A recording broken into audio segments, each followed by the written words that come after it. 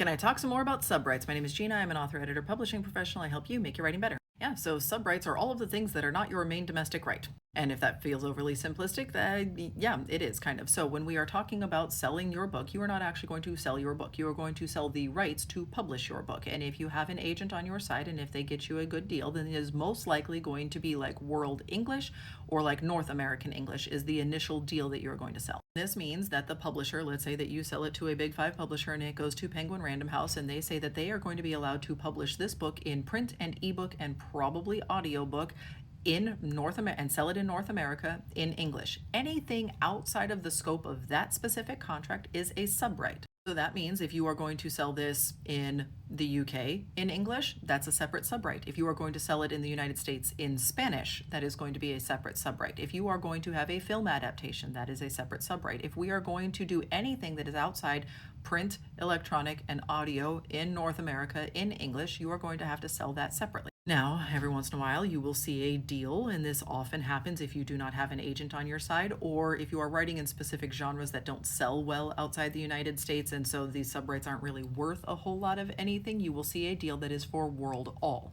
And what that means is that this publisher has the right to publish your book all around the world in all formats and all languages forever and ever. Amen. Like I said, there are times in which this makes perfect sense and there is no other deal to be had because you are writing in a genre that is very specific to the United States market and it is not going to sell well in French or in Russian or anything anyway. It's not going to sell overseas.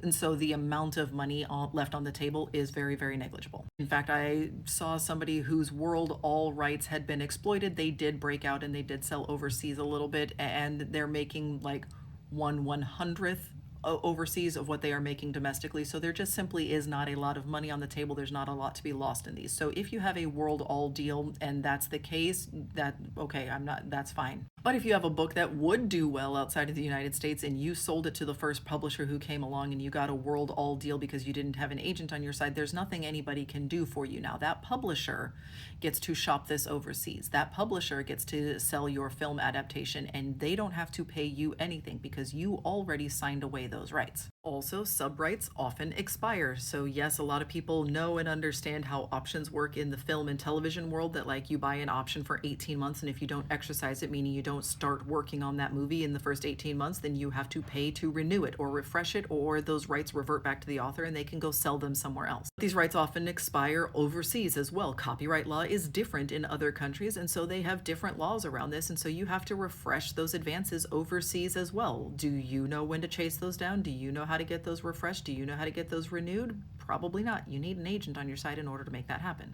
Oftentimes when self-publishers are saying that they're going to hybridize, they will continue self-publishing their book, but they have been selling so well that there is now interest in subrights and an agent comes along and is able to help them exploit those subrights. That is the most common way in which people hybridize their career. That might be tied with the number of people who just split between the two, and so they have some books in trad and some books in self-pub, but the point remains that this is a very common way in which some people hybridize their career between self and traditional publishing.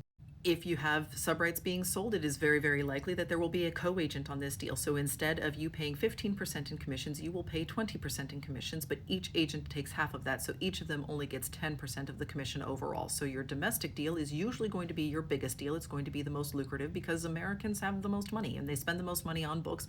And so there is more money to be made here. And so that deal is going to be the biggest and most expensive one. I have input and processed literally hundreds and hundreds of contracts, and I have not yet seen one in which the international deals outpaid the domestic US deal. That the US deal is always going to be the biggest one, that is going to be the most lucrative for everybody. So if your US deal is worth $100,000 and then your UK deal is worth $10,000, yeah, you're not paying 15% commission on that smaller deal, you're going to pay 20%, but each agent only gets 10% of it. So they each only get $1,000 off of that deal. But remember, that's $8,000 in your pocket that you wouldn't have had available to you had you not had somebody exploiting those subrights for you.